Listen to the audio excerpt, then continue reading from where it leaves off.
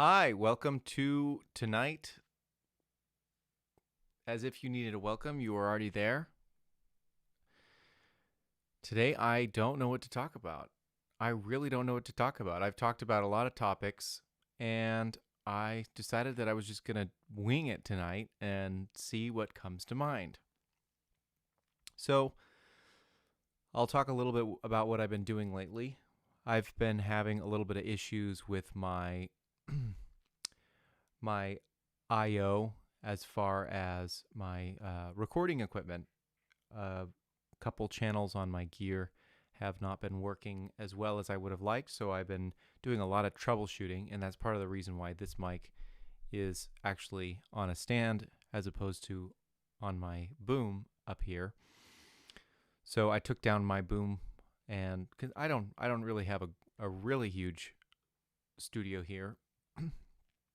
So I was working on figuring out where there was an issue in my chain, my signal chain, because I was getting a lot of interference on a particular channel, and I thought it was one thing, but it ended up being another thing. And in the process of finding out what it was, I found even more of an issue.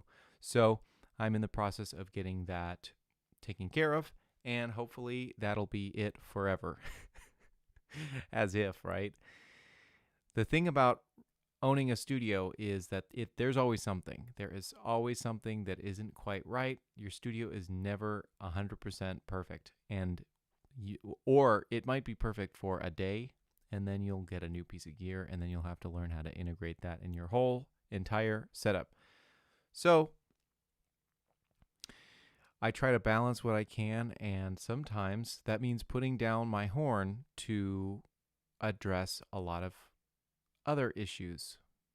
I sometimes make a priority to work on my writing, or sometimes I make a priority of making sure my setup is working properly in my studio. Or sometimes I don't even feel like playing at all.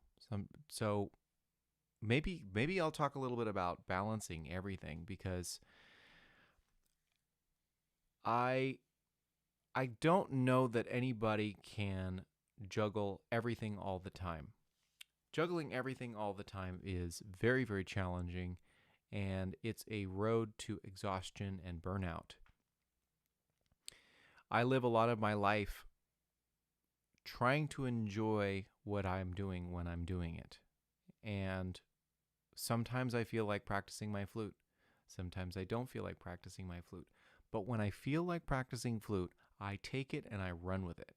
And I try to run with it as far as I can. And I know that I probably won't be the best flute player who ever lived, because I don't practice consistently every single day. I'm not that kind of person.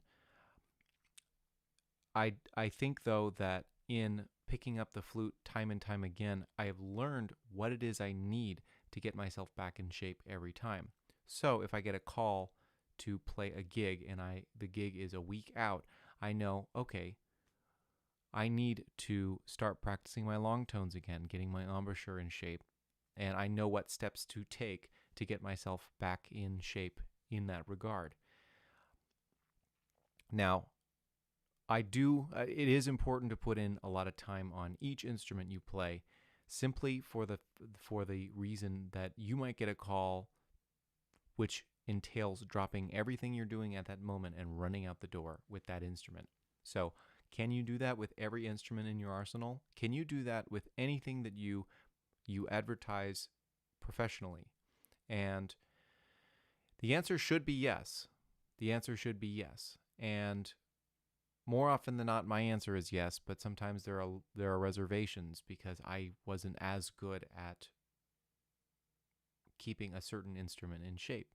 You know, some instruments require more time to maintain, like the oboe. I play the oboe, and sometimes my relationship with that instrument isn't as strong. But I am confident that if I got a gig on the oboe, that I would be able to play professionally, in tune, in time, and play just about anything that's written in front of me within reason. Now, I'm not an oboe virtuoso. I'm not Albrecht Meyer or, well, he's my favorite oboist, so that's the only one I really care to remember right now. On flute, I feel a little bit more confident because I've been playing flute for longer, and it happens to be less of a challenge than the oboe, particularly because the flute reeds don't go bad. There's just the one that comes with the instrument, and it stays on there forever. By the way, my dad used to joke, and when he asked me how I was doing on reeds when I was a kid, my parents would buy me reeds for a couple different instruments. I played the soprano, alto, tenor in high school, played a little bit of clarinet, and my dad would ask me, "Oh, we're gonna place an order for on Amazon. Do you need anything?" I said, soprano reeds, alto reeds, tenor reeds. I'm like, okay, yeah, I need 2 boxes of this kind of reed, and I need a box of this reed. And he said, flute reeds. And he used to get me because I would think about it seriously for a second, and sometimes he still gets me with those zingers. That's what dads are for. That is what dads are for. So, keeping yourself in shape so that you can pick up your instrument at a moment's notice. But you're not going to have time to be a prodigy on every single thing that you do. So understanding what it takes to get yourself into your 90 to 100% zone. Do you need to do long tones? Do you need to practice your scales? What are your tendencies on these instruments? Do you tend to rush when you play the flute? Do you tend to get, or it might be one of those things where with the flute your muscles get really fatigued in your face. So what can you do to get those muscles in shape quickly? You might have great tone and great facility on your instrument, but if you get fatigued quickly, that's not going to land you a gig. So you want to be able to keep yourself in shape. So what do you need to do for that not to happen? Now, this is just an example. For me on clarinet, I always have the facility, and more often than not, it's funny that the tone and the resonance of the instrument is what I struggle with sometimes. So I do those tree exercises where you do like hold a low E on the clarinet for 4 beats at 60 beats per minute, and then I slur that up a half step, and then I take a breath, and then I do it again, low E to low F sharp, so on and so forth, and I climb the tree up in half steps, a whole note each, all the way until I get up to the next octave. So I'm going from E to E, and then I start over with this E, and I go up like this, all the way to my high E. Gosh, clarinet has so many so many octaves, and that's an exhausting face workout and a lung workout, a tone workout, and then you do it backwards.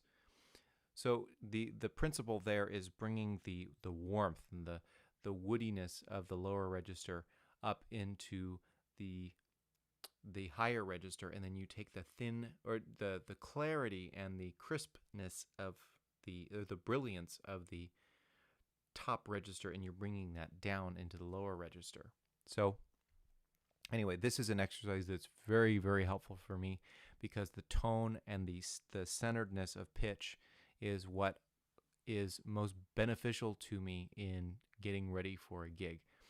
Now, my facility has come because I used to play polka clarinet in Oktoberfest times, and these gigs were like 4 hours long, and I would do a bunch of them in Oktoberfest season. Maybe I'll do some more next year, hopefully.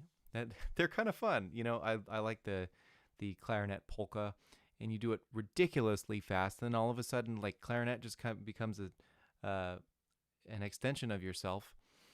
I've had, this is what's great about having a variety of gigs, and is that when you have a consistent gig on one instrument, you tend to create a bond with that instrument, and you know that even if you don't practice, you can pick it up and you can play that. So I had a church gig on soprano sax of all things, and I got to play soprano every single week for a year and a half. And it was just one service, but we were playing hymns, and sometimes I would do little fillers. But the thing is, with this church gig, it was extremely important that I was in tune, I had a beautiful tone, and whatever material I might fill in with had to be melodic and relevant and musical. And just in keeping that perspective every single time I picked up my soprano, that it just becomes ingrained in you. It's like every time I pick up the soprano, play pretty, play melodically. And I have all of this skill and improvisation from practicing the tenor sax. So whenever I need to improvise, I can just take that and put it on a different instrument. But the facility, the fluidity, the control of a particular instrument, that's the challenge for me, is learning the nuances of every individual instrument. Now, I have, let's see, on flute, I've played lots of big band gigs, and more than big band, what really whips me into shape is Broadway shows, like musical theater. I played the book for Hello, Dolly and Ragtime. Those were two pretty significant flute parts. Let's see.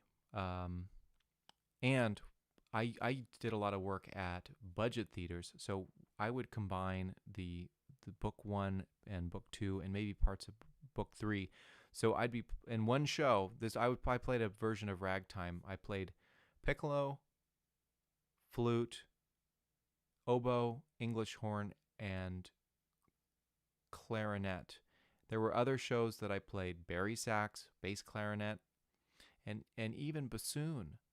So I got a lot of experience playing professionally, being put on the spot, because in Broadway, there are so many moments that are just solos. They're just so vulnerable, so exposed, and having to play like a high A flat on a piccolo at pianissimo is the most excruciating and terrifying moment that you can have in a pit, when it's like just you and the monologue that's going on.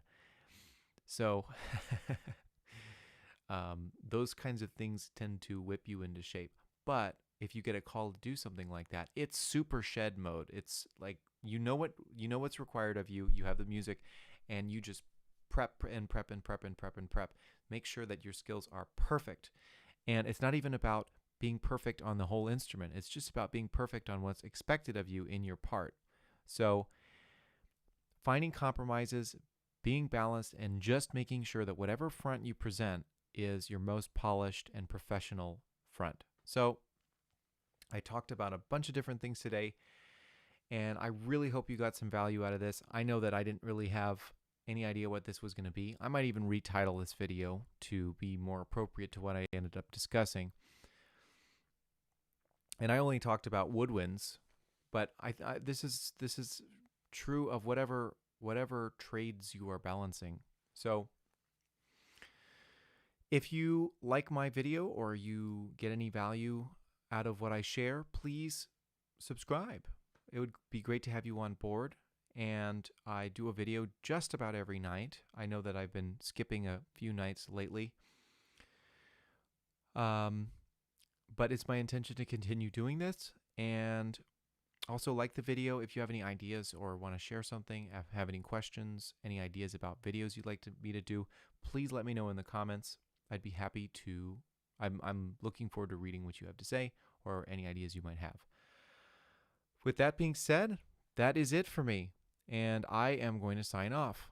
Thanks for tuning in, and I will see you next time. Goodbye.